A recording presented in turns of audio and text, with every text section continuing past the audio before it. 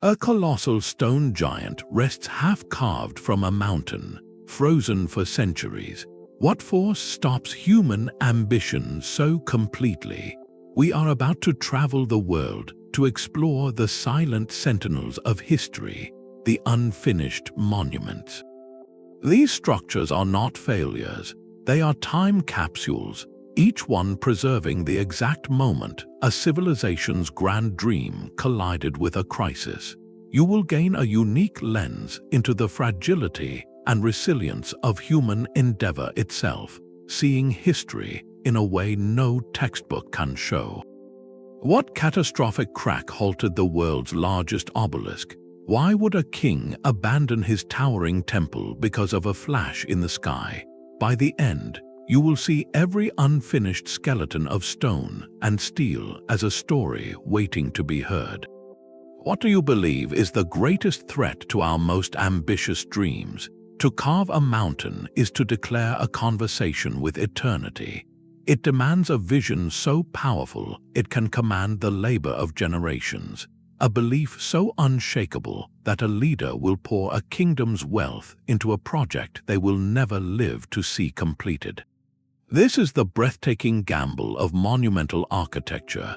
Every pyramid, every soaring cathedral spire began as a fragile idea in a world of shifting sands and uncertain tomorrows. The decision to build was an act of profound faith, a wager that the future would be stable enough, wealthy enough, and devoted enough to see the dream through. Why would any ruler take such a risk? The reasons are etched into the foundations of civilization itself. Some sought to honor divine forces, constructing homes for gods to ensure cosmic order and favor. Others aimed for immortal glory, using stone to etch their name into history long after their own passing. For many, these projects were tools of unity, massive public works that employed thousands, inspired communal pride, and solidified political power through sheer, awe-inspiring spectacle. The ambition itself is the first chapter of the story, but within that grand vision lies a hidden vulnerability. By its very nature, a multi-generational project is tethered to a fragile chain of events. It requires a continuous flow of resources, a stable society, and an unbroken line of political will. A single broken link, a failed harvest, a sudden conflict, the passing of a patron, can bring the entire endeavor to a sudden, silent halt. This is why an unfinished monument is not a mere abandoned construction site. It is a historical snapshot, a freeze frame capturing the precise moment when a civilization's soaring ambition met an immovable reality. The story truly begins not with the last stone placed, but with the first spark of an idea that dared to challenge time itself. The unforgiving son of Aswan bakes the ancient granite quarries to this day. Here, our journey finds its first and perhaps most literal example of a dream frozen in time. Embedded in the solid bedrock lies a single, colossal shape, the outline of an obelisk that was never freed. Known simply as the Unfinished Obelisk, it is a staggering sight. If completed, it would have stood over 100 feet tall and weighed an estimated 1,200 tons, making it the largest such monument ever attempted by the ancient Egyptians. This is not a ruin, it is a work site abandoned in mid-process, a masterclass in ancient engineering suddenly halted. To understand why, we must step into the sandals of the New Kingdom stoneworkers. Their method was one of incredible patience and clever physics. They did not cut the obelisk out with saws. Instead, they carved downward, meticulously chiseling a trench around the desired shape directly into the living rock. To separate this gigantic stone needle from the quarry floor, workers would hammer wooden wedges into slots along the base, then soak the wood with water. As the wedges expanded, they created tremendous pressure, cleanly cracking the granite along a predetermined line. It was a technique that turned nature's own forces into a precise tool. But nature, it seems, had a flaw it did not reveal until it was too late. Deep within the rose-colored granite, a hidden fracture lay in wait. As the workers carved deeper, this pre-existing flaw in the stone began to spread. A catastrophic crack shot through the monolith, making it structurally unsound. In an instant, years of backbreaking labor were rendered worthless. The obelisk was doomed to remain forever attached to the earth from which it was born. This is our first crisis, and it is a profoundly material one. It was not war or a fading empire that stopped work here, but the very substance of their ambition. The granite itself betrayed them. The site was abandoned, leaving behind a perfect three-dimensional blueprint of intent and a sobering lesson in ancient quality control. The obelisk was meant to be a gleaming symbol of divine connection, erected at a great temple to pierce the sky. Instead, it became a far more human monument, a testament to ambition, skill, and the humble reality that sometimes the rock simply says no. While the crack in the granite was a failure of material, the next monument reveals a crisis of meaning. Deep within the humid embrace of the Angkor Archaeological Park, the Pyramid Temple of Tokyo stands in solemn silence. It is a mountain of raw potential, a five-tiered ziggurat of sandstone that climbs toward the heavens. Yet, compared to the breathtaking, story-covered walls of nearby Angkor Wat or the serene faces of the Bayon, Tokyo feels startlingly bare. Its massive blocks are smooth, its surfaces untouched by the intricate dance of deities and demons that define Khmer sacred art. It is a skeleton, a magnificent structure that was abandoned just before its spiritual skin could be applied. This was not an accident of geology. According to the prevailing historical interpretation, work on Tokyo ceased abruptly in the late 10th century under King Jayavarman V. The reason, as recorded in fragments of history and local lore, points to a moment of profound celestial intervention. A lightning bolt is said to have struck the unfinished temple summit. In our modern world, we might see a lightning strike as a powerful but natural atmospheric event. But in the cosmology of the Khmer Empire, the sky was a direct channel of divine communication. The king himself was a Devaraja, a god-king, whose authority was intertwined with the favor of the gods and the order of the universe. A lightning strike on his personal state temple, a structure meant to symbolize the sacred mountain at the center of the world, was not an accident. It was a devastating omen, a clear and terrifying sign of divine displeasure. To continue building on a site marked by such a portent would have been an unthinkable act of spiritual defiance. The perceived crisis was immediate and absolute. The flow of resources, the will of the king, the labor of thousands all hinged on a shared belief in a sacred contract. When that belief was shattered by a flash from the heavens, the entire project lost its meaning. The workers laid down their tools. The master sculptors never made their first mark. Tokyo was left as we see it today, a powerful lesson in how the intangible can wield more force than the tangible. A shift in belief, a loss of perceived divine favor, could halt ambition as completely as any invading army, leaving a mountain of stone waiting for stories that would never be told. A lightning strike can halt a king's ambition, but what happens when the architect himself vanishes? In the heart of Barcelona, a forest of stone grows skyward, a project where the crisis is not a single event, but the very absence of its creator. The Basilica of the Sagrada Família stands as a modern paradox, an unfinished masterpiece that has become more famous in its incomplete state than most buildings ever achieve in their final form. Its crisis was the sudden, tragic loss of its visionary, Antoni Gaudí. When he passed away in 1926, only about a quarter of his immense basilica was built. More critically, he left behind not a complete, detailed blueprint, but a philosophy of organic design. His plans were fluid, often evolving on site, with models and sketches that captured a spirit more than a rigid specification. The immediate crisis was one of creative interpretation. Who could possibly finish a symphony when the composer had only written the first few, most revolutionary movements? The challenge was compounded by a devastating historical rupture. During the Spanish Civil War, anarchists broke into Gaudí's workshop and deliberately destroyed many of his precious plaster models and intricate drawings. This act of cultural loss didn't just delay construction, it erased a significant part of the architectural roadmap, turning fragments into near mysteries. For decades afterward, the project languished not just from a lack of resources, but from a profound philosophical debate.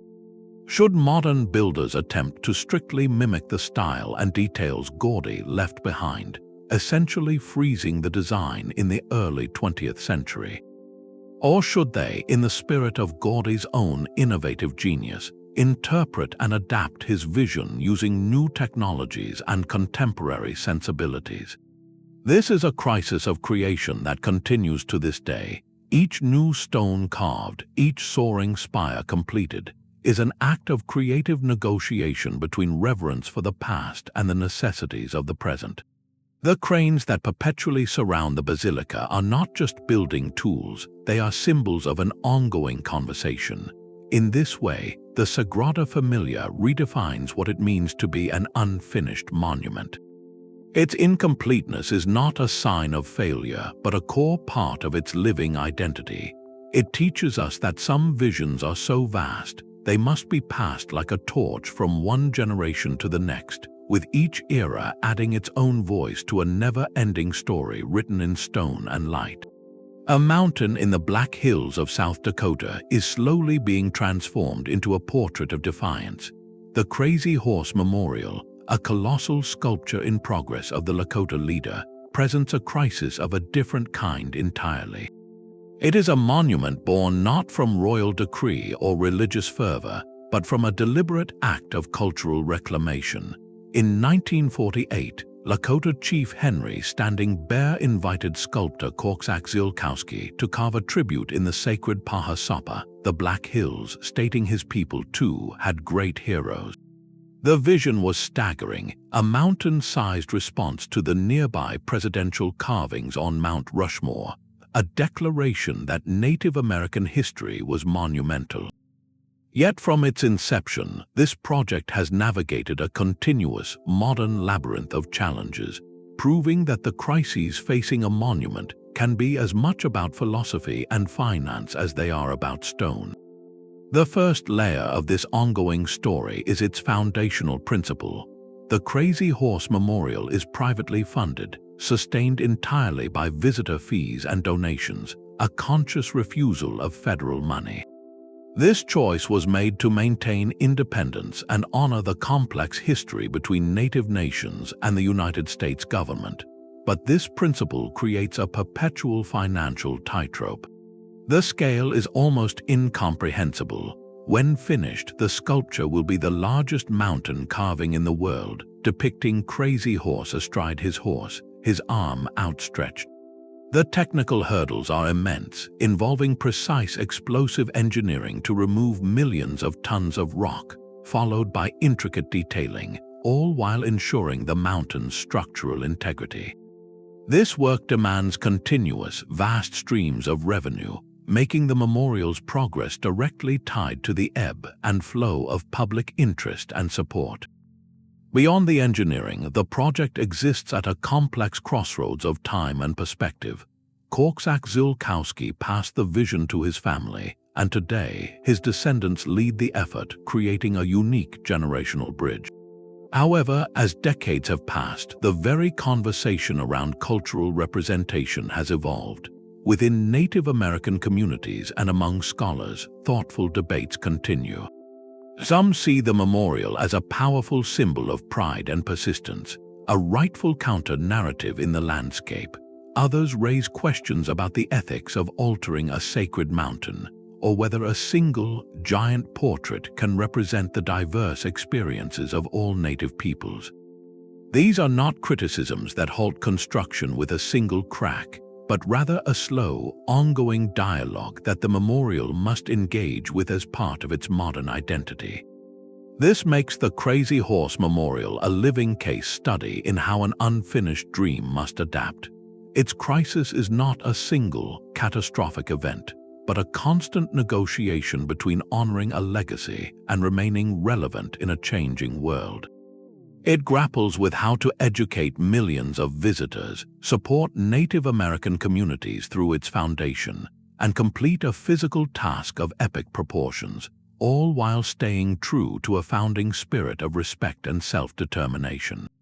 The slow growth of the carving reminds us that some monuments are not just about remembering the past, but about an ongoing conversation with the future, one dynamite blast and one donation at a time. The power of a monument often lies in the promise it makes about the future. In 1930s Moscow, that promise was to be the tallest building on Earth, a steel and concrete declaration of a new world order. The Palace of the Soviets was conceived as the ultimate symbol of Soviet triumph, a staggering administrative and Congress hall that would soar over 1,300 feet high, dwarfing the newly built Empire State Building. Its crowning feature was not a spire, but a 300-foot-tall statue of Vladimir Lenin, an arm outstretched so large it could hold a library. To make space for this colossus, the existing Cathedral of Christ the Savior, itself a monumental Tsarist-era church, was dynamited and cleared from the site. The act was profoundly symbolic, a physical erasure of the old world to be replaced by the towering idol of the new. For years, the project consumed national attention. A deep foundation pit was excavated, and work began on the steel frame that would support this ideological mountain. Then, in 1941, a crisis of unimaginable scale arrived at the Soviet Union's doorstep. The German invasion forced an immediate and total pivot of the entire nation's industry and resources toward survival. The steel girders destined for the Palace of the Soviets were melted down for tanks. The concrete was redirected to fortifications, the vast foundation hole a testament to a deferred dream filled with groundwater. The war effort demanded every ounce of material and will, leaving no room for symbolic construction. After the war, the world had changed, and so had the ideological landscape. The immense cost of reconstruction, coupled with a subtle shift in political priorities, meant the grand vision never regained its momentum. The foundation was eventually transformed into an enormous public swimming pool, a pragmatic use for a void left by shattered ambition. The Palace of the Soviets was never officially cancelled. It was simply forgotten, a ghost in the city's plans. Its story is a stark lesson in the fragility of symbolic power against the raw force of historical events. A regime's most potent dream, carved into blueprints and begun in earnest, can be erased not by a flaw in the stone or a shift in belief, but by the overwhelming tide of global conflict. The swimming pool that later occupied the site served the people in a humble, practical way, a quiet epilogue to a deafening, unfinished proclamation. A monument can also be a ghost of a future that never arrived.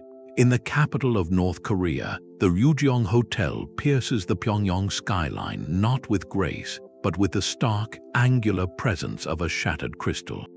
For decades, this 105-story pyramid of concrete and glass stood as the world's tallest unoccupied building, a hollow shell so synonymous with stalled ambition that it earned the grim nickname the Hotel of Doom. Its story begins not in ancient quarries or sacred mountains, but in the tense geopolitical theater of the late Cold War.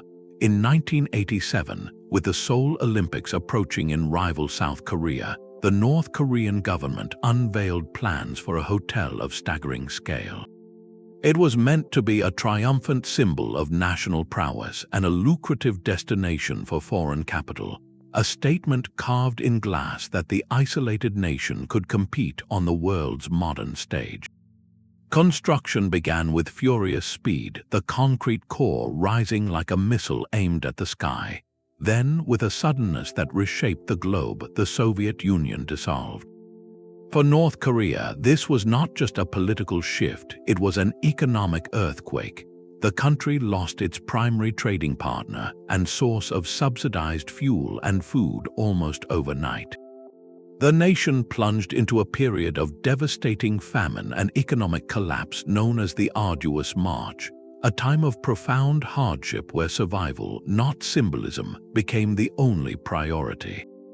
The flow of resources to the towering hotel ceased completely. Cranes froze in place. The empty concrete shell, already a dominant feature of the skyline, became a permanent, embarrassing reminder of overreach. It stood for years as a blunt object lesson in how a monument's fate is tied to forces far beyond its foundation. A change in global politics, a rupture in economic systems, could strand ambition as effectively as any lightning strike. The Ryugyong was a crisis made visible, a skeleton that spoke silently of isolation and collapse. Yet the story took another strange turn in the 2000s. In a move that puzzled outside observers, the government arranged for the exterior to be clad in glass and even added a faint, flickering light display. This partial completion raises profound new questions. Is this an attempt to repurpose a symbol of failure into one of resilience? Or is it merely applying a cosmetic facade to a structural ghost, an awkward attempt to make a relic of one era quietly blend into the next? The hotel remains largely empty, a sparkling shell with a hollow core. It stands as perhaps the most modern example of our theme, a monument where the crisis was systemic and the unfinished state is a permanent part of its identity, a ghost of the Cold War forever waiting for guests who will never come. High on Calton Hill, overlooking the grey spires of Edinburgh, stands a collection of columns that never became a building. It is a ghost of classical Greece transplanted to Scotland, 12 lonely Doric pillars supporting nothing but the sky. Locals have long called it Scotland's disgrace, a name that speaks to wounded pride, yet this haunting fragment has become an inseparable part of the city's silhouette. Its story is a crisis not of stone or war, but of something far more common and quietly corrosive, the evaporation of money and collective will.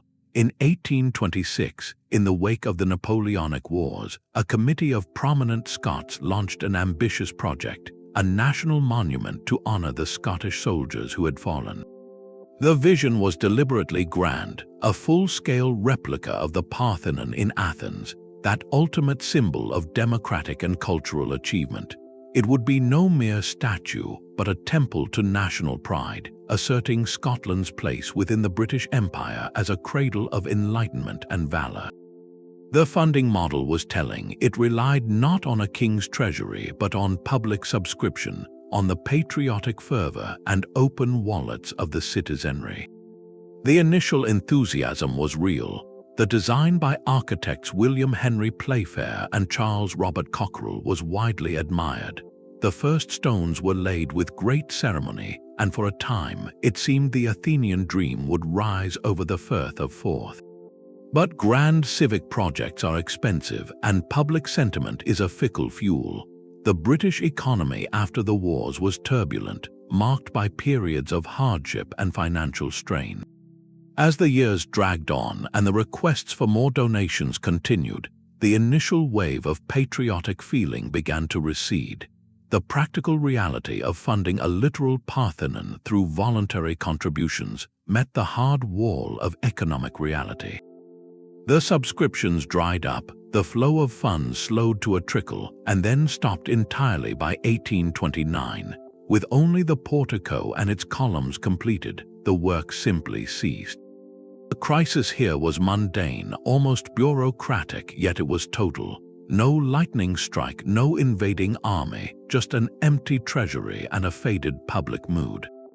The monument was left as a beautiful, melancholic stump, a permanent reminder of a national ambition that outpaced its purse, and yet, in a profound twist of fate, time has rewritten its story.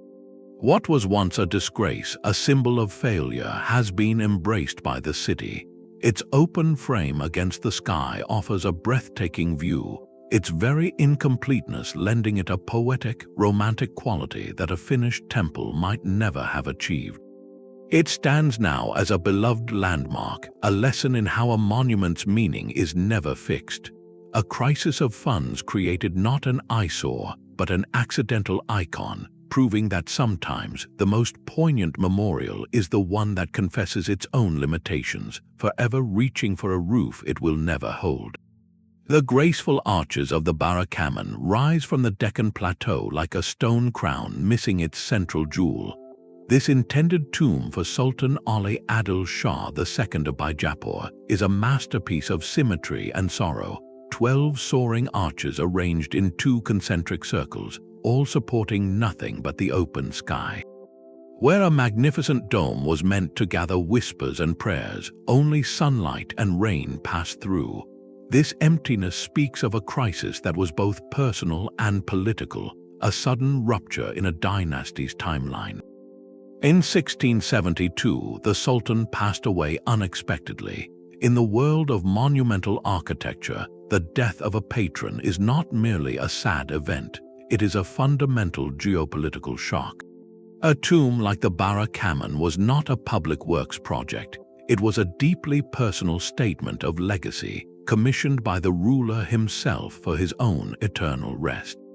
Its completion relied entirely on his continued life, will, and allocation of treasury funds.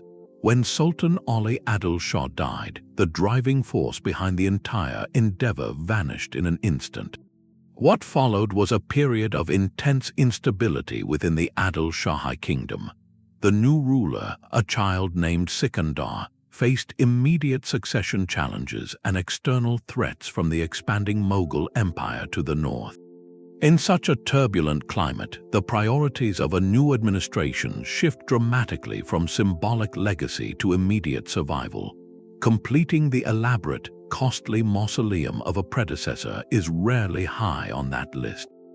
Resources were diverted to fortifications and armies, not to the finishing touches on a dream of stone. The master masons and artisans likely moved on to new commissions or vanished into the chaos of the times. The Barakamon was left as we see it, a perfect architectural plan frozen at the moment its heart was removed.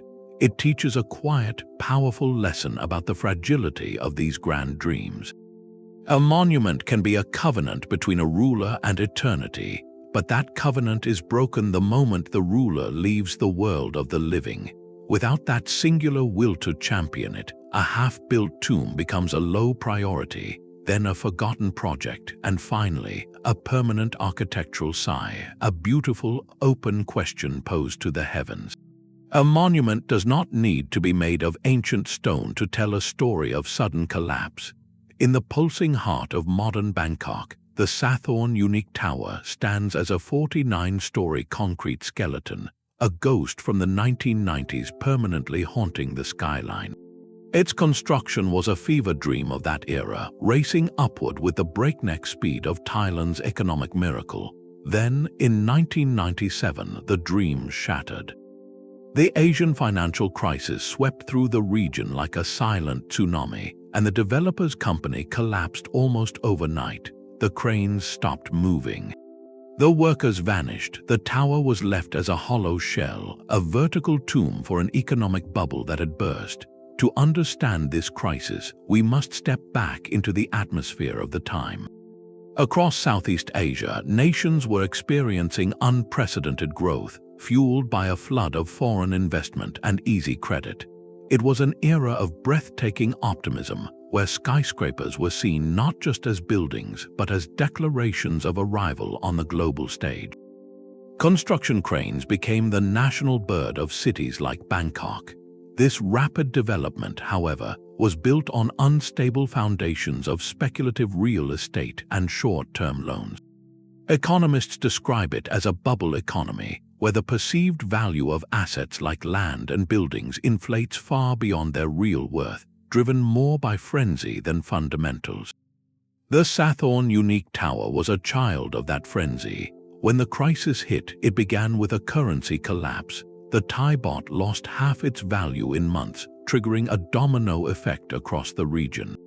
Banks failed, loans were called in. Companies that had borrowed in foreign currencies suddenly owed impossible sums. For countless real estate developers, the math became instantly catastrophic. The flow of capital, the very lifeblood of these monumental projects, evaporated.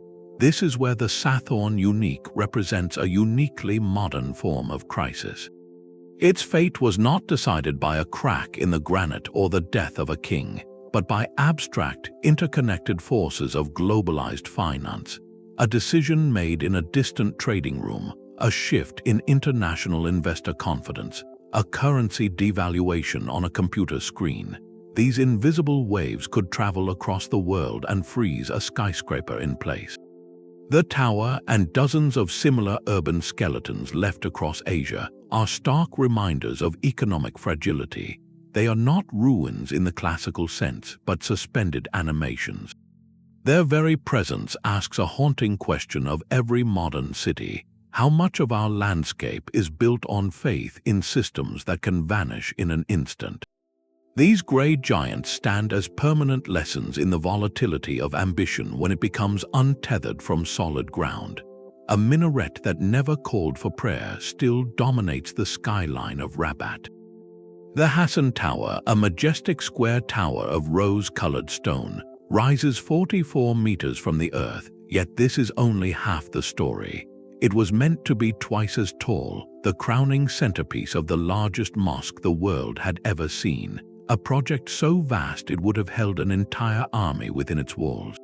This was the dream of the Almohad Caliph Yaqub al-Mansur in the 12th century, a ruler whose ambition was to build a capital city that would humble all rivals and proclaim the zenith of his empire's power and piety.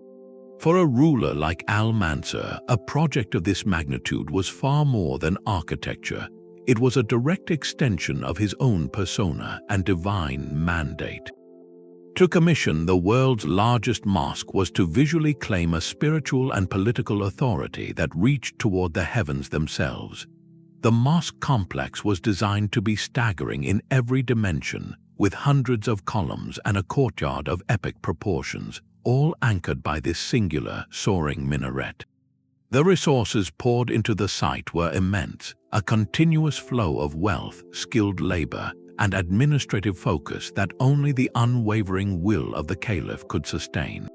Then, in 1199, that will vanished. The death of Yaqub al-Mansur was not just the passing of a man, it was the severing of the central cord holding the entire monumental vision aloft. This moment reveals one of the most consistent patterns in the history of unfinished dreams, the crisis of succession. A successor inherits a kingdom, but rarely inherits the precise, personal obsession of their predecessor. The new ruler faces immediate pressures, competing priorities for the treasury, and the need to establish their own legacy, often on different terms. The half-built mosque, a testament to a father's grandiosity, can quickly become a burdensome, expensive relic of the past administration. Without the original visionaries' driving passion to champion it, the collective will to continue simply dissipates.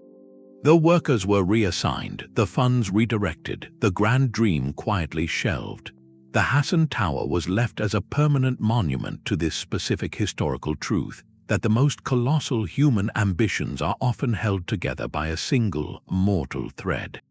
It stands not as a ruin of destruction, but as a fossilized moment of transition, a beautiful and poignant reminder that even an emperor's dream of immortality can be cut short by the most human of events. The Silent Tower asks us to consider how many of history's wonders were lost not to invasion or disaster, but simply to the turning of a page. Sometimes the most influential monument is one that never left the page. In the cold, revolutionary winter of 1919, Petrograd artist and architect Vladimir Tatlin presented a vision that aimed to shatter the past and physically embody a new world. His design, known as the Monument to the Third International or simply Tatlin's Tower, was not a proposal for a building but for a dynamic machine for living. It was conceived as a colossal iron spiral leaning over the city, a structure that would surpass the Eiffel Tower in both height and symbolic ambition. Within its skeletal frame, Tatlin planned to suspend 3 giant geometric volumes: a cube, a pyramid, and a cylinder. These were not merely decorative shapes. Each was designed to house a different branch of the new communist world government, and in a breathtakingly utopian touch, each would rotate at a different speed. The cube, for legislative assemblies, would complete 1 full revolution per year. The pyramid, for executive functions, would turn once a month. The cylinder, an information center for propaganda and news, would spin daily, a constant pulse of the new ideology. This was a monument not to a person or a god, but to the very idea of perpetual engineered revolution, a kinetic symbol of a society in constant, perfect motion. The crisis that halted this dream was not a crack in the foundation or a shift in political winds. It was a fundamental, immediate collision between soaring artistic imagination and the crushing weight of material reality. The years following the Russian Revolution and the subsequent Civil War were a period of extreme scarcity, known as war communism. The nation was shattered, its industry in ruins, its people facing famine and desperate hardship. The country lacked the most basic building materials, let alone the thousands of tons of steel and advanced engineering required to construct a leaning, rotating tower of such impossible scale. In this environment, the priorities of the new Soviet state became brutally practical: survival and stabilization. Resources were funneled toward housing, infrastructure, and the machinery of industry, not toward avant-garde architectural spectacles, no matter how symbolically potent. Tatlin's tower thus stands as a ghost in architectural history, a monument defined entirely by the crisis of feasibility. Its power lies precisely in its unrealized state. It represents the moment when utopian idealism met the immovable wall of practical limitations. This collision, however, did not render the design meaningless. Instead, it cemented the tower's legacy as perhaps the ultimate paper monument, a drawing that influenced the course of art and design far more profoundly than any built structure could have. It became a powerful icon of constructivism, inspiring generations of architects and artists with its fusion of art, politics, and machine-age aesthetics. The tower's spiraling form whispers a poignant question about the nature of ambition itself. How many of humanity's most radical dreams are destined to remain as beautiful, impossible blueprints, forever caught between the world we can imagine and the world we have the means to build? The fear of a future can be as powerful a force as any army. On the banks of Myanmar's Irrawaddy River, a mountain of bricks rises from the earth, not as a graceful temple, but as a colossal, fractured stump. This is the Mingun Pahtodawgyi, a monument to a prophecy that halted an empire's dream. In the early 1800s, King Bodapaya of the Konbaung dynasty commanded a project of staggering scale to build the world's largest brick stupa. For 3 decades, thousands of laborers hauled materials, fired bricks, and laid the foundations of what was meant to be a 500-foot-tall marvel, a spiritual beacon visible for miles. The project consumed state resources on a monumental scale, a physical manifestation of the king's absolute power and his desire for a legacy etched in sacred geometry. Then the story takes a turn into the realm of belief and superstition. According to the prevailing historical account, a royal astrologer delivered a chilling warning to the king. The prophecy stated plainly that if the pagoda was ever completed, the kingdom itself would fall, destroyed by the very act of finishing it. For a ruler whose authority was intertwined with cosmic order and divine favor, this was not a mere suggestion. It was a direct threat to the future of his entire realm, a catastrophic future made vivid by a trusted advisor. The crisis here was entirely psychological, a prophecy of doom that became a self-fulfilling command. King Bodapaya immediately halted all construction. The workforce disbanded, the flow of bricks ceased. The king himself passed away not long after, and with him died any lingering impulse to challenge the astrological decree. The unfinished stupa was left as a permanent physical concession to fear. This story reveals the profound interplay between absolute monarchy and belief systems. A king who could command the labor of a nation found himself commanded by a perceived cosmic truth. The state's vast resources, capable of moving mountains of brick, were rendered powerless against an idea. The prophecy created a paradoxical bind, where the act of completing the monument would symbolically become the act of destroying the kingdom it was meant to glorify. Today, the Mingun Pahtodawgyi stands as its own kind of testament, bearing not just the marks of abandonment, but the scars of nature's indifference. A massive earthquake in 1838 split the brick mass with deep, jagged cracks, as if the earth itself was echoing the prophecy's warning. It is a haunting sight, a mountain of intention broken by both human belief and geological force. It asks us a quiet, profound question. How many of history's grand endeavors have been stopped not by a lack of means, but by a surplus of fear, by the terrifying weight of a future that someone, somewhere, believed they could see? A cathedral in the heart of modern Manhattan has been rising for over a century, and it is still not finished. The Cathedral of St. John the Divine, an immense Episcopal church on the Upper West Side, began its life in 1892 in a world of horse-drawn carriages and gas lamps. Its foundational crisis is not one of sudden collapse, but of persistence in the face of a world that refuses to stand still. Here, the unfinished state is not an accident of history, but a condition of its existence, a slow, deliberate conversation between eternity and the ephemeral now. From the very start, its vision was fluid. The original architects planned a structure in the Romanesque Revival style, heavy with rounded arches. But as tastes shifted and new architects took the helm, the design itself evolved, transforming into the soaring, pointed grandeur of Gothic revival. This stylistic pivot, happening while the walls were already going up, created a unique hybrid, a building that literally embodies a change of mind. The 20th century then delivered its own relentless series of interruptions. 2 world wars diverted resources and labor. The Great Depression froze funds. The explosive growth of New York City constantly reshuffled urban priorities, making a project measured in generations seem like a quaint anachronism. Then, in 2001, a devastating fire swept through the North Transept, destroying a gift shop and severely damaging the structure. This was not an ancient lightning strike, but a modern disaster that set back restoration work by years. In our era of instant gratification and rapid obsolescence, the cathedral's ongoing construction poses a profound philosophical question. How does a project born in the age of steam maintain its relevance, its funding, and its communal will in the age of the smartphone? The answer lies in its adaptive, almost organic approach. Construction continues intermittently, funded by tours, concerts, and a community that sees the unfinished spaces not as a failure but as a canvas.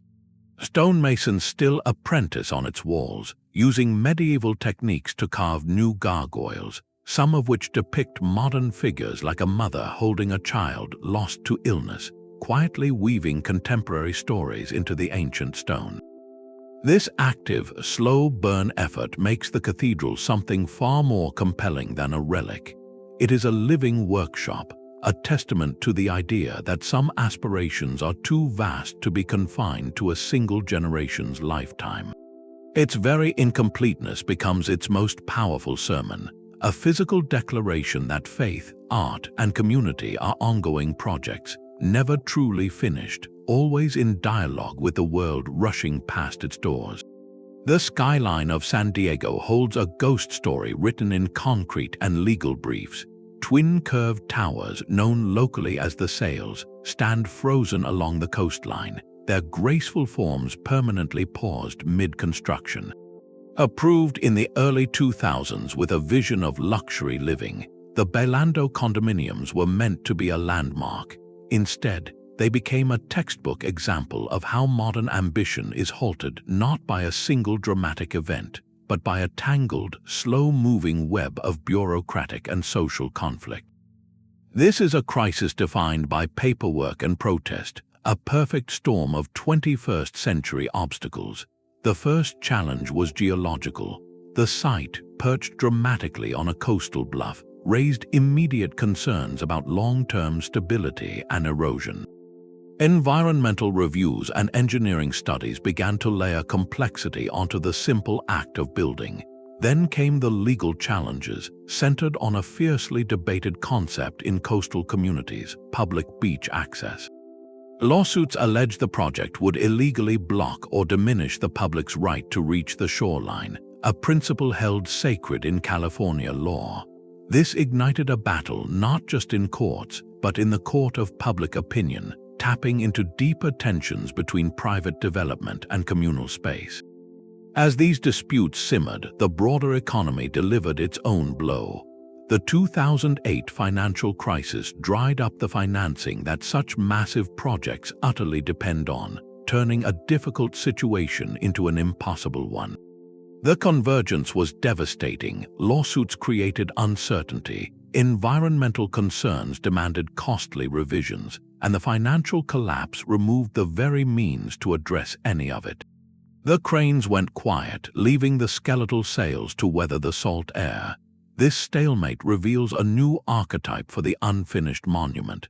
In previous eras, a king's death or a shift in belief could stop a project.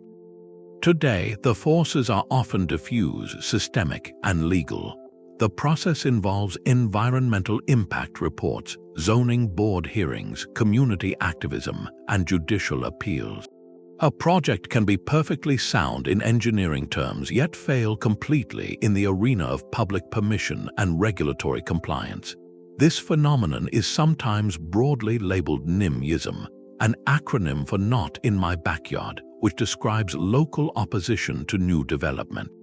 While the term can be reductive, it points to a real and powerful modern dynamic: the right of communities to shape their own environment, to question who benefits from change and who bears the cost.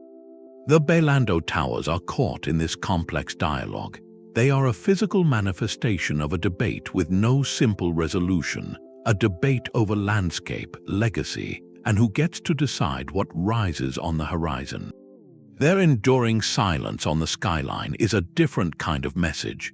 It tells us that in our interconnected, regulated world, the grand dreams of developers must now navigate a labyrinth of voices and laws, where the final authority is no longer a single monarch, but a collective, often contentious public will. The cliffside site remains a beautiful and contentious blank space, waiting for a consensus that may never come. Even the most iconic barrier on Earth has its broken seams. The Great Wall of China stretches across imagination as a single, unbroken dragon of stone, but walk its remote, high desert stretches and you will find a different truth. Here, the wall simply stops, crumbling into a scatter of bricks that fade into the gravel of a mountainside. This is not erosion. This is abandonment, the moment a strategic crisis changed and the builders moved on. The wall was never one project, but a patchwork of imperial anxieties, a 2,000-year-long conversation between shifting dynasties and an ever-evolving frontier. Each section, finished or not, is a timestamp of a specific fear. A dynasty like the Ming, terrified of Mongol incursions, would pour immense resources into building formidable, stone-faced barriers in the north. But when that dynasty fell, the political will and the treasury that fueled that specific construction evaporated. The workers left, and the wall at that moment became a fossil of a bygone threat. Other sections were abandoned because the threat itself transformed. A new enemy might emerge from a completely different direction, making 100 miles of carefully constructed barrier suddenly irrelevant. Imperial planners, facing the harsh arithmetic of defense, would redirect labor and materials to a new, more urgent sector, leaving the previous wall as a half-built promise to a danger that had receded.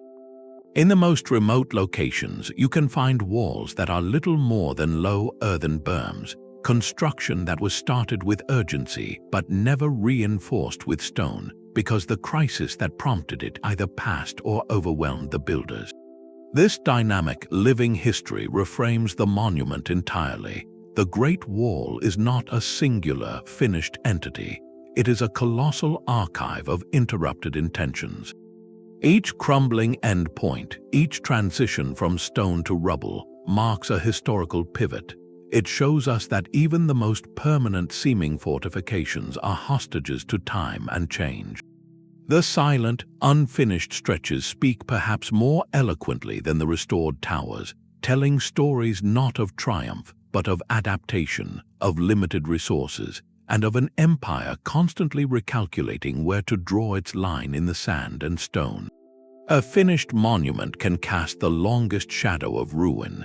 In the heart of Bucharest stands the second largest administrative building on earth, the Palace of the Parliament, a mountain of white marble and crystal that its creator, Nicolae Ceausescu, named the People's House.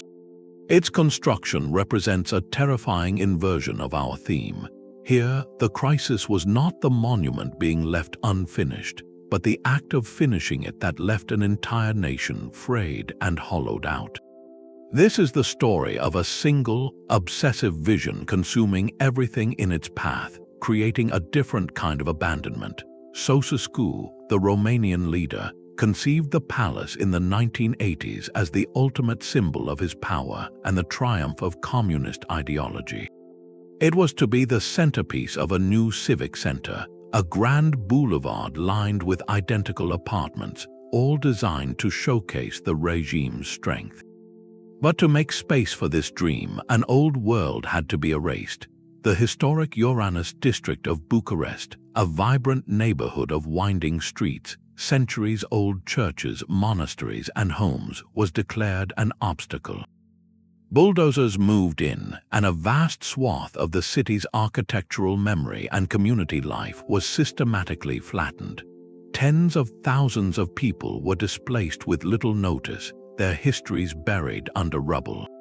The human cost was immense, but the project's hunger did not stop at the city limits. To build this palace, Romania was essentially put on a wartime footing for a single, symbolic structure. Marble was quarried from across the country. Crystal chandeliers, woven carpets, and oak for parquet floors were commissioned on an industrial scale, draining national resources during a period of severe economic hardship for ordinary citizens. The best materials, the finest artisans, and a staggering portion of the state budget were funneled into this one site, even as other parts of the country faced shortages of food, heat, and basic necessities. This is where we see the true crisis. While the palace rose layer by lavish layer, the rest of the civic fabric was left to decay. Infrastructure crumbled. Hospitals and schools went without funding. The very society the palace was supposedly built to glorify was being systematically neglected, left in a state of suspended animation, unfinished. The drive to complete this one colossal symbol created a vacuum of neglect everywhere else. Ceausescu was deposed and the project completed just after his passing, but the palace's legacy is forever double-edged. It stands as an awe-inspiring feat of engineering and a chilling lesson in the economics of tyranny. It asks us to consider the hidden cost of any monumental ambition. What is sacrificed in the shadows of the thing we choose to build? Sometimes, the most profound ruins are not the structures left behind, but the communities and futures that were dismantled to make room for a single, towering dream. The mountain path ends not at a temple but at a question. In the mist-shrouded peaks of China's Wudang Mountains, a place revered for centuries as a cradle of Taoist thought and martial arts, you can find the silent foundations of the Lingbao Jinjian, the Golden Summit. This was not meant to be a simple shrine. Envisioned during the Ming Dynasty, it was planned as a grand, crowning temple complex, a spiritual beacon of architectural harmony meant to touch the heavens from the highest point. For a time, the vision flourished, stone was quarried, foundations were laid, and the dream of a majestic center of Taoist learning and practice began to take physical form high above the world. Then the political winds shifted, and the flow of devotion was met with the cold force of doctrine. The crisis that halted the Golden Summit was not a lack of resources or a natural disaster, but a deliberate, state-sanctioned campaign of religious suppression. Throughout Chinese history, imperial courts often swayed in their patronage, favoring different philosophical and religious systems to consolidate power.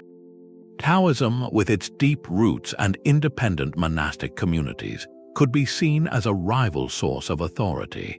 During certain periods, most notably under some emperors who strongly promoted Confucian ideals or embraced Buddhism as a state tool, Taoist institutions faced intense persecution.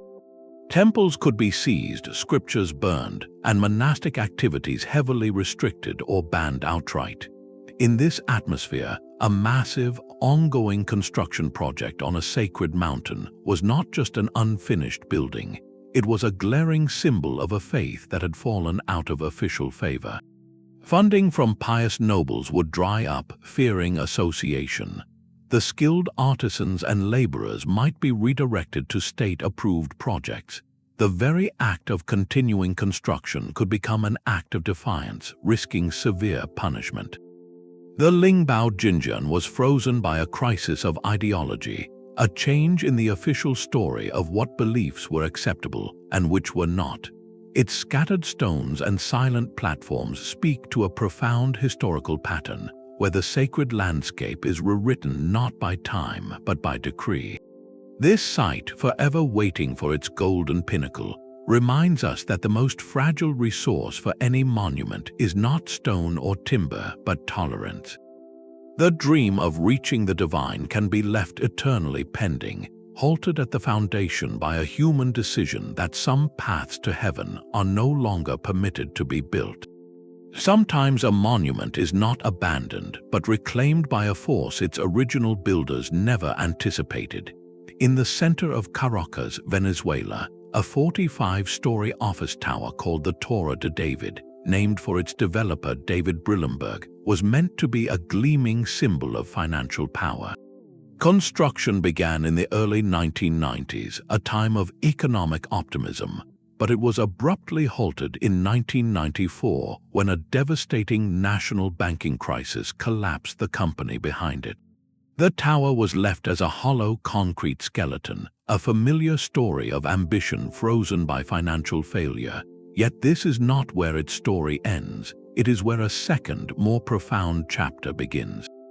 The true crisis that defined the Torre de David was not the initial stoppage, but the severe economic hardship and chronic housing shortage that gripped Venezuela in the following decades. As the formal economy struggled, thousands of families found themselves with nowhere to live.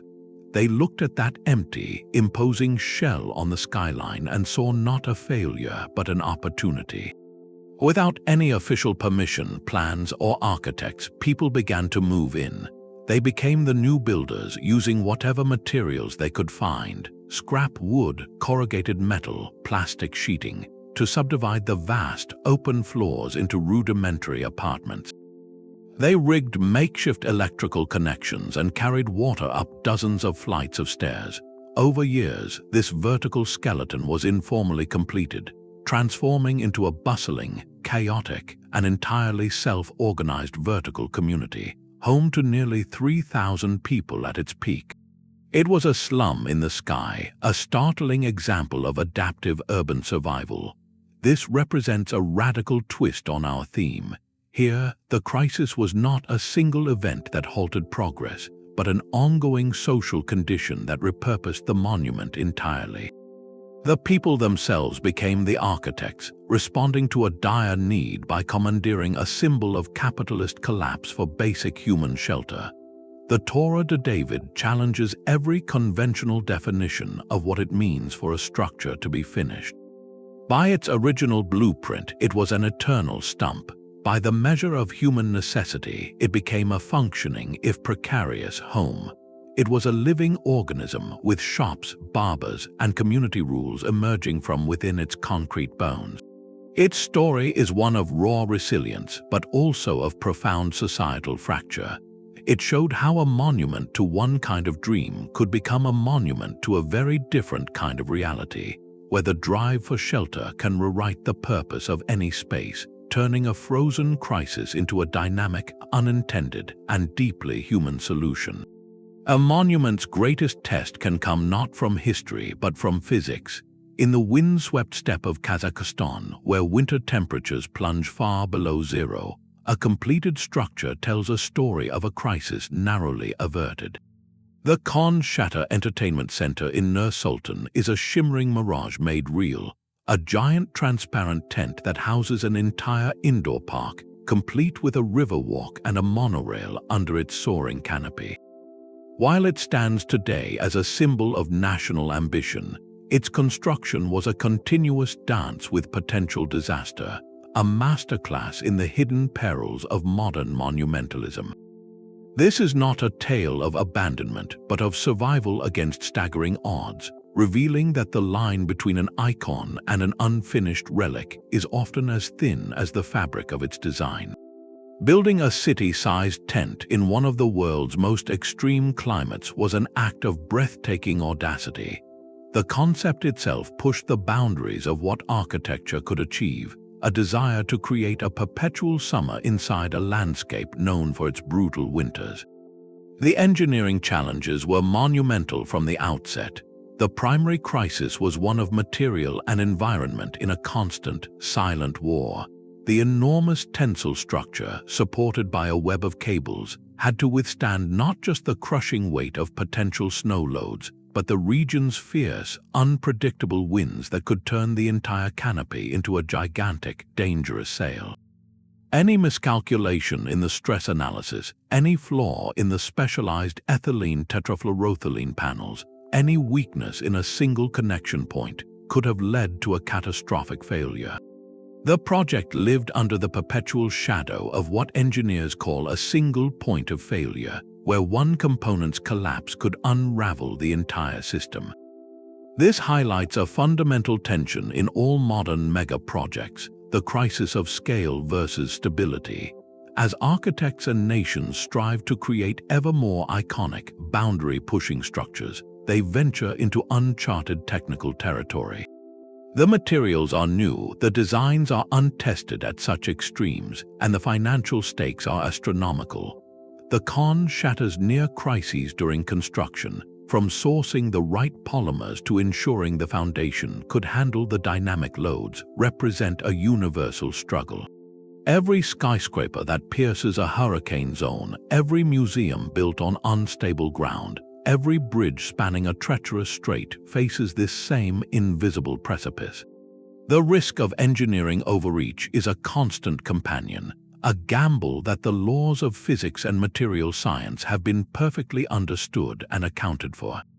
A single decimal point error in a calculation, a supplier delivering a batch of alloy that is marginally weaker than specified, or an unprecedented storm event can transform a celebrated project into a frozen construction site, or worse.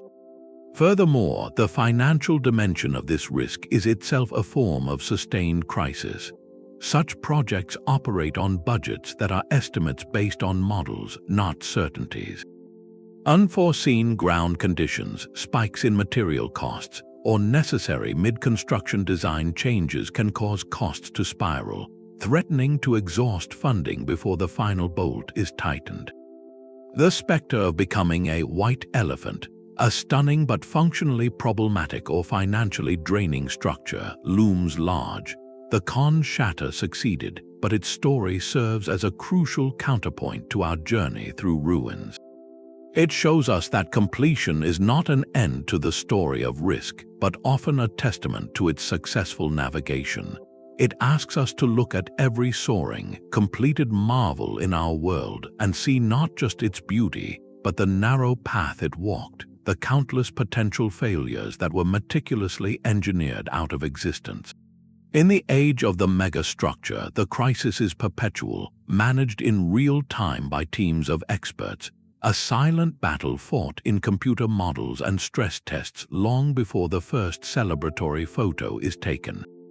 The unfinished relics of our time may not be those halted by war or prophecy, but by a single equation that didn't balance, a reminder that our reach into the future is always measured against the unforgiving constants of the natural world. A cathedral can become a city's mirror, reflecting its changing face across generations.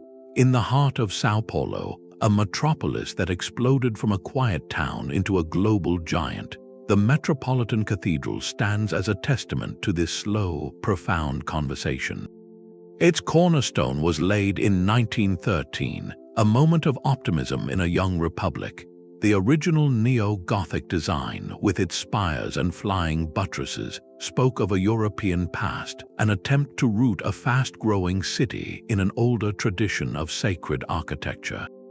But São Paulo had its own relentless rhythm. As workers laid the foundations, the city around them began its own breathtaking transformation, fueled by coffee wealth and industrial boom. Then the first great pause arrived. The outbreak of the First World War severed supply lines for imported materials and shifted global priorities. Construction slowed to a crawl, then stopped. For years, the nascent cathedral was just a crypt and a skeletal outline, a quiet space in a noisy, expanding city. This was the first crisis of interruption, where global conflict froze a local dream. The site sat, a patient question mark, as the urban fabric wove itself around it. When work tentatively resumed, the world had changed, and so had architectural tastes. The original Gothic vision began to feel like a relic of a pre-war era. This led to a second creative crisis. In the 1940s, the project was completely reimagined. The neo-Gothic plans were abandoned in favor of a bold, modern design. The new vision kept the traditional Latin cross footprint but cloaked it in a majestic, streamlined form, a soaring concrete dome flanked by 4 towering spires, a blend of Renaissance grandeur and 20th century boldness. This was not merely a change of style, it was an admission that the city itself had become the cathedral's true co-architect. The long pauses had allowed the builders to look up from their blueprints and see the soaring skyscrapers and modernist buildings rising around them. To complete the old design would have been to insert a fossil into a living ecosystem. Further pauses came, driven by economic instability and the Second World War, each hiatus another period of reflection. With every restart, the dialogue continued. The final phase in the 1960s incorporated even newer technologies and materials, finally allowing the cathedral to be consecrated in 1967, over half a century after it began. This extraordinary timeline means the building does not represent a single moment in history, but a compressed archive of the entire 20th century, from the age of empires to the space age. Its walls hold the echoes of global wars, economic booms and busts, and the complete transformation of Brazilian society. The cathedral teaches us that in some rare cases, the crisis of stopping is not a failure but a necessary breath. It allowed the monument to listen to the city growing around it, to adapt, and to ultimately become not an imposition from the past, but a true reflection of the journey a whole people took together. Its completion was not the end of a construction project, but the closing of a century-long sentence in an ongoing conversation between faith and the future. A monument can be finished and still feel profoundly incomplete. On a hill overlooking the Atlantic Ocean in Dakar, a bronze giant strides forward, a man bursting from a mountain of rock, holding a woman aloft while a child points toward the horizon. This is the monument to the African Renaissance, a 160-foot-tall colossus unveiled in 2010. It is a physical reality, yet its true story is one of a crisis that began in the realm of ideas and nearly stopped it from being built at all. This was not a crisis of funds or engineering, but a fierce public debate over a monument's very soul. From its inception, the project, championed by then-President Abdoulaye Wade, ignited controversy. The first point of conflict was its staggering price tag, reported to be over $27 million, a sum that sparked immediate public outrage in a nation facing significant economic challenges. Many citizens questioned the priority of such an expense, arguing the funds could have been directed toward pressing needs like education, healthcare, or infrastructure. The debate framed the monument not as a national triumph, but as a symbol of misallocated resources, a physical manifestation of a disconnect between political vision and public need. The controversy deepened with the revelation of its builders. The statue was constructed not by Senegalese or even African artisans, but by a North Korean firm, the Mansudi Overseas Project Group. This choice was deeply symbolic and, for many, deeply ironic. Here was a monument celebrating African independence and self-determination being built by a foreign state known for its rigid authoritarian control. The collaboration created a jarring dissonance, leading critics to ask what kind of Renaissance was being proclaimed if it could not be forged by African hands. Finally, the storm centered on the statue's artistic representation itself.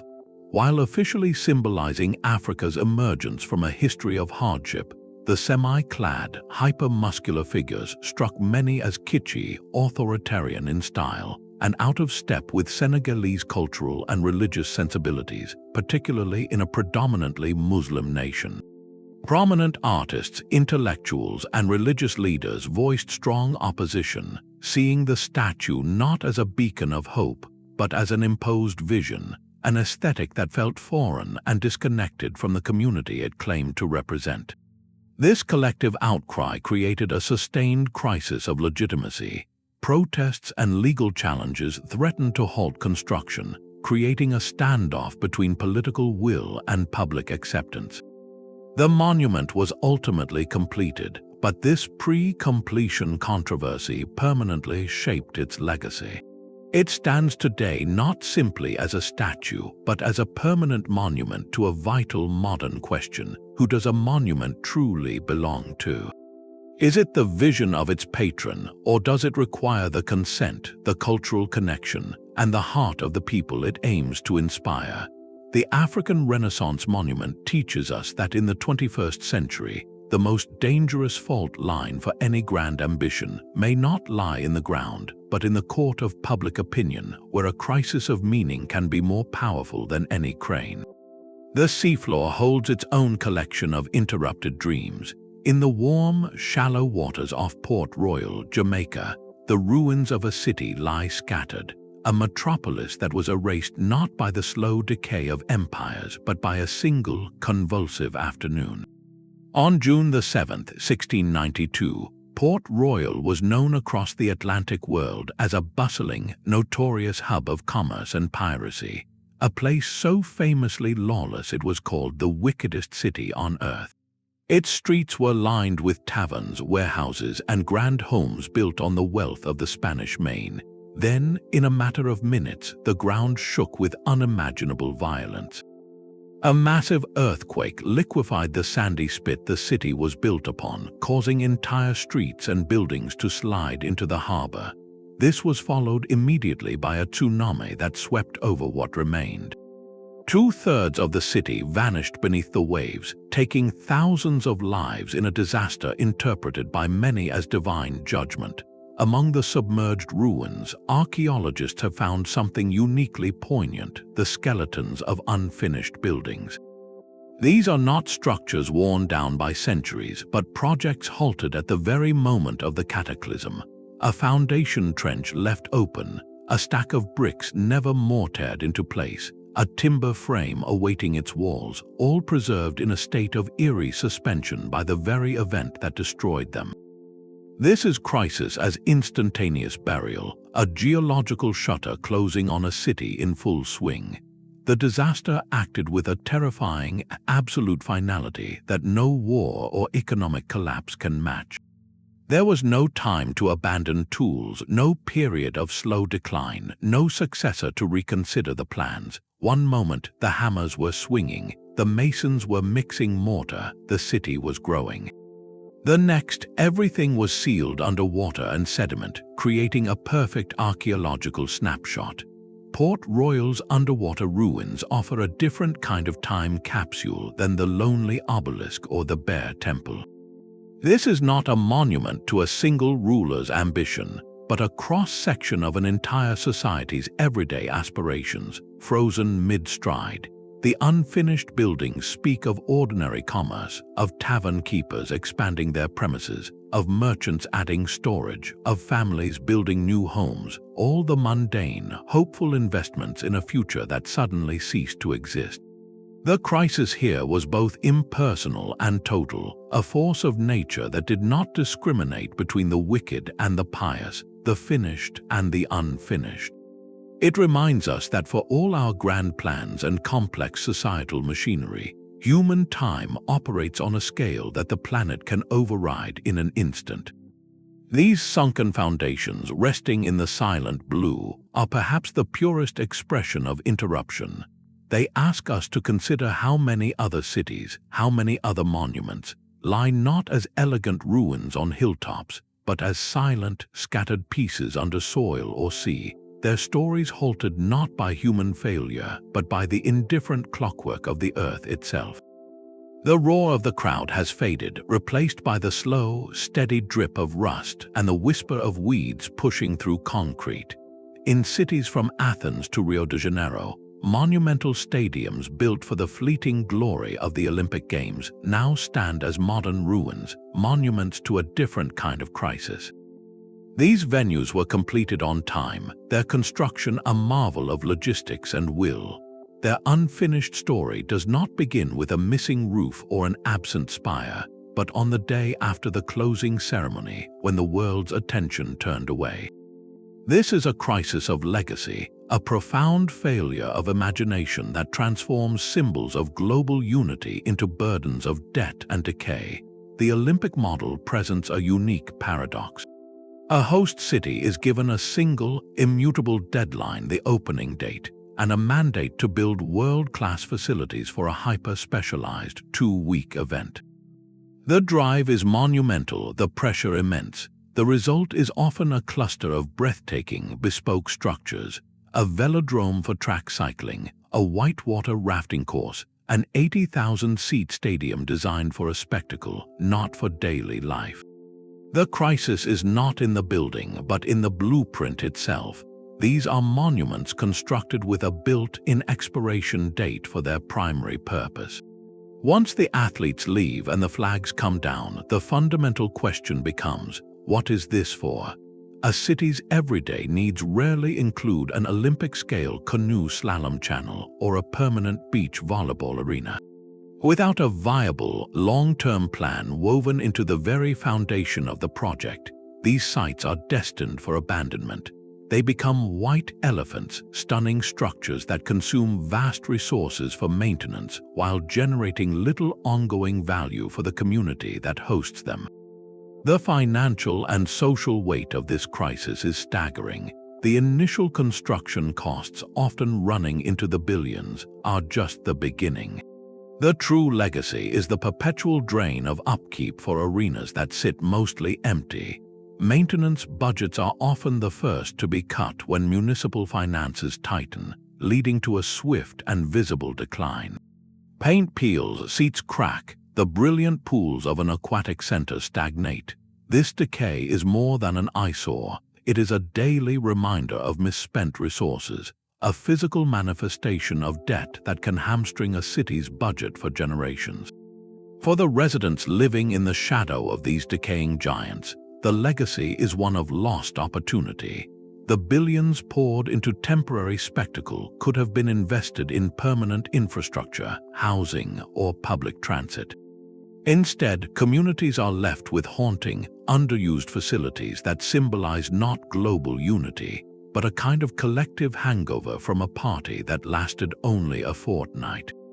This pattern reveals a critical flaw in how we conceive of modern monuments.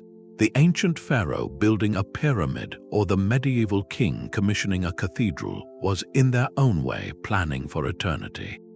Their crisis came from an interruption of that long-term vision. The modern Olympic venue, however, is often conceived with a short-term mindset, its entire existence predicated on a brief, brilliant moment. The long term is an afterthought. The crisis is therefore guaranteed, baked into the process from the start. It is a planned obsolescence on a civic scale. Some cities, like Los Angeles in 1984 or London in 2012, learned this lesson, cleverly adapting existing infrastructure or designing new venues with clear post-games use. But for many others, the cycle repeats, a siren song of global prestige that too often leads to a shoreline of decaying concrete. These silent stadiums ask us a difficult question about our own era. When we celebrate our ability to build faster and grander than ever before, have we forgotten how to build for the day after the celebration ends? A dense green forest on the Kenyan coast guards one of history's quietest departures. The Jedi ruins are not a single monument, but an entire town of coral stone, a sophisticated Swahili settlement that thrived for centuries and then, without any clear record of war or fire, was simply walked away from. Its mosques, palaces, and homes stand roofless but intact, their walls still bearing niches for precious porcelain and their streets laid out with careful urban planning. This was no primitive outpost. It was a cosmopolitan hub connected to trade networks spanning the Indian Ocean, a place of wealth and learning. Yet by the early 1600s, it was completely deserted, a living community transformed into a ghost town where time stopped. The crisis here is not written in shattered walls or hastily built fortifications. It is written in the undisturbed layers of dust, in the artifacts left in place as if the owners intended to return, in the profound and utter silence that followed. This is a monument to abandonment itself, and the mystery is why. Archaeologists have become detectives at a crime scene where the culprit left no weapon, only a vanished population. Several clues point to possible crises, but each lacks a definitive verdict. One strong suspect is environmental stress. Jeddi's sophisticated wells and intricate drainage systems speak to a constant battle for fresh water in a coastal environment. A prolonged drought, a shift in the water table, or the silting up of their vital sources could have made life unsustainable, a slow squeeze rather than a sudden blow. Another possibility lies in the shifting currents of commerce. Jeddi's wealth came from trade, its position linking the African interior to merchants from Arabia, India, and beyond. If political changes or new maritime technologies redirected those trade routes to other ports, Jeddi's economic lifeblood would have slowly drained away, leaving it a backwater no longer worth defending or maintaining. Then there is the shadow of threat. Oral histories and fragments from other settlements hint at a period of rising insecurity along the coast, possibly from expanding inland groups. The town did eventually build a second, thicker inner wall, suggesting a growing fear, but crucially, there is no evidence of a final, destructive attack within the ruins themselves. No mass burials, no layers of ash from burning. The departure appears orderly yet final. This is what makes Jeddi so hauntingly different. It represents a societal collapse that was not a dramatic explosion, but a slow, creeping fade to black. The crisis was likely a combination of pressures, a perfect storm of ecological challenge, economic irrelevance, and gathering fear that finally tipped the balance. One day, the last family packed their most precious belongings, closed their door for the last time, and joined the exodus. The forest moved in, claiming the streets and courtyards, guarding the secrets of the empty houses. Jeddi teaches us that not all ends are loud. Some civilizations do not fall. They simply decide, collectively and quietly, that it is time to leave, turning their homes into monuments to a choice so complete we can only guess at the reasons. The greatest mystery it leaves us with is not about conflict or catastrophe, but about the quiet moment when a community's shared future dissolves, leaving only stone whispers in a sun-dappled grove. The silent, sunken stones of Port Royal whisper of a past where the earth moved without warning. Today, we face a crisis that moves with a different, more predictable rhythm, one that threatens to create unfinished monuments on a scale our ancestors could never have conceived. The great halting force of our era is not a crack in the granite, a shift in belief, or a sudden invasion. It is the slow, relentless pressure of a changing climate. Rising sea levels, intensifying storms, and profound resource scarcity are beginning to reshape the very foundation of human ambition, forcing a painful global question: what do we build when the ground beneath our dreams is no longer stable?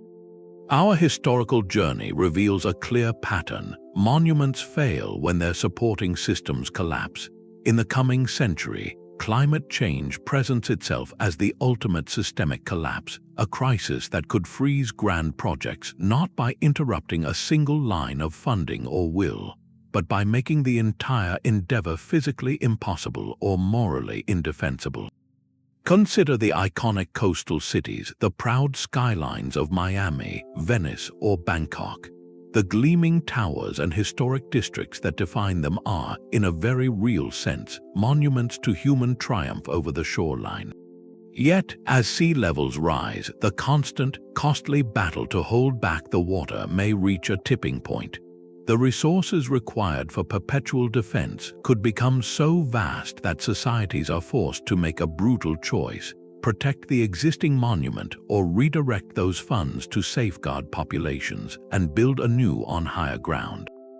We may see the gradual, managed abandonment of certain coastal landmarks, not out of neglect, but as a conscious, heartbreaking act of adaptation. These structures would become a new kind of relic, not unfinished from a sudden stop, but intentionally left to the tides, their lower floors flooding first, their grand lobbies becoming aquatic caves. Future archaeologists might study them not for the art that adorned their walls, but for the high watermarks etched into their concrete, the silent strata of our struggle.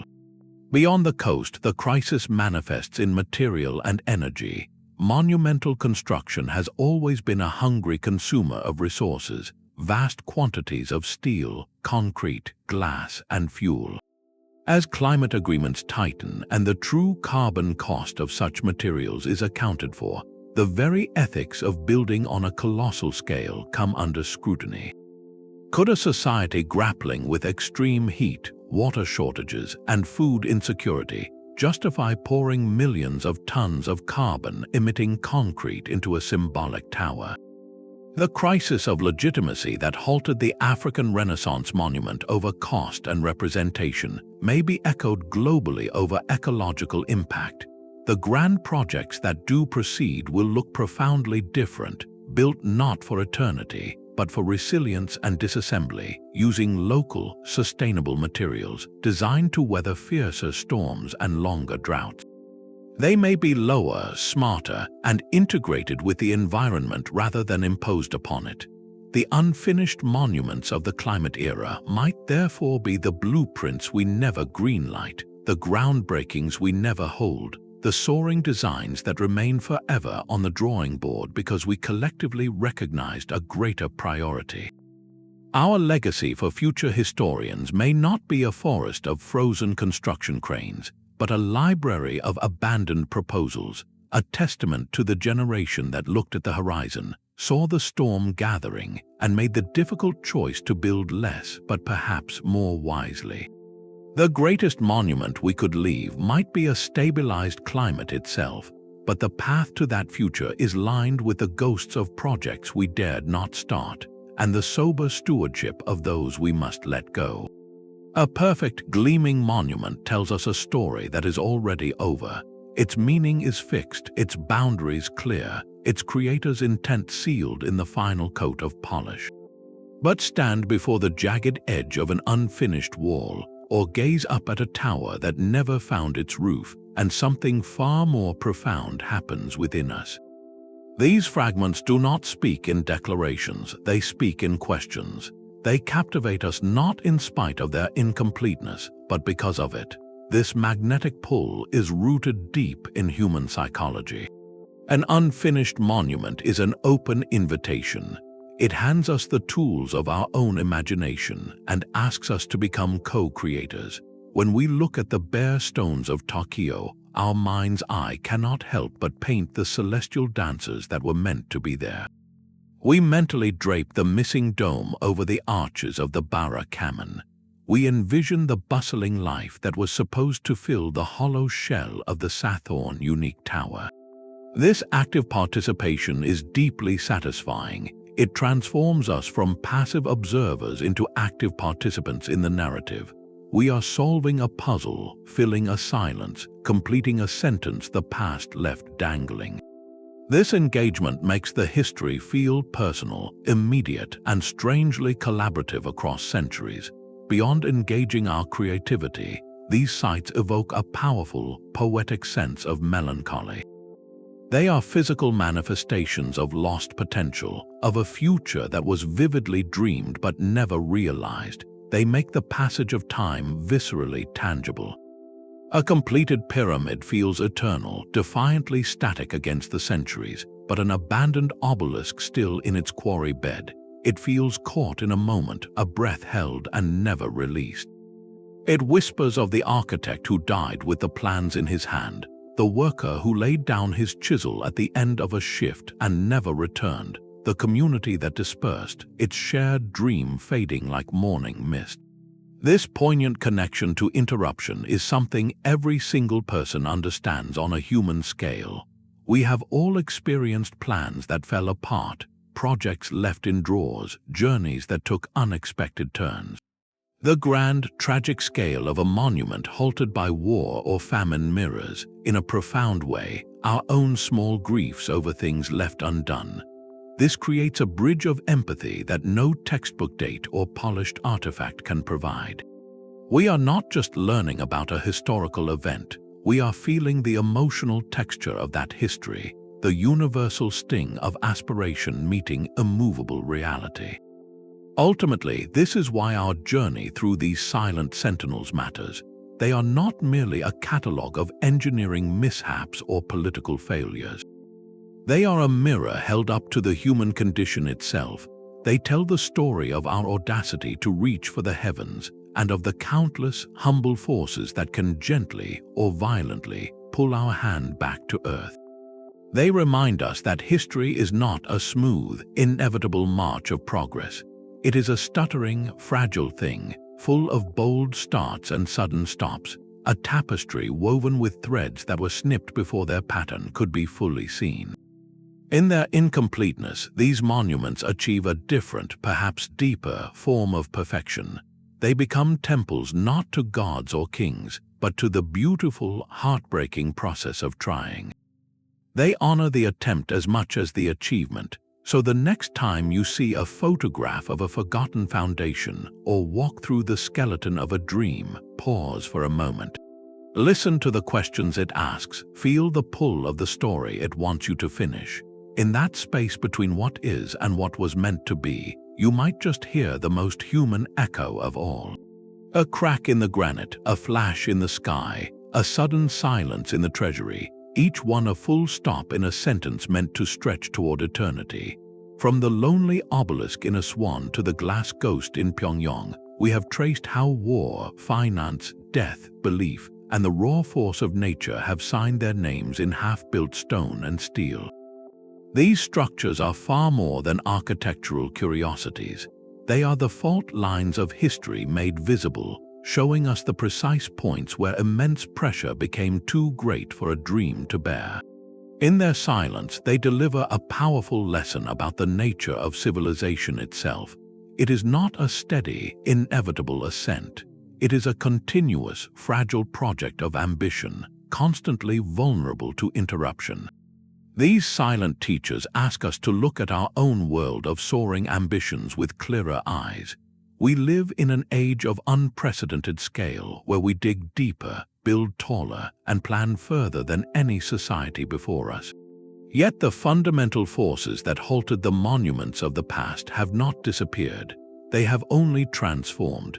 The lightning strike of divine displeasure might now be a shift in public opinion or a viral campaign. The death of a patron king could be the collapse of a funding model or the ousting of a political leader. The hidden crack in the foundation might be an undiscovered environmental impact or a flaw in a digital blueprint. As we plan our own legacies in glass and carbon fiber, let these ancient, medieval, and modern sentinels remind us to build not just for glory or for a single moment of triumph, but with resilience and deep adaptability woven into their core. They urge us to consider the systems that support our grandest visions, the ecological, social, and economic foundations, and to strengthen them. The most enduring monument may not be the one that shouts the loudest, but the one designed to listen, to bend, and to find new purpose when the world inevitably changes around it. So we leave you with a question to ponder, not about the past, but about the future taking shape around us right now. What monuments are we starting today that might, one day, tell a story of crisis to a curious generation far ahead?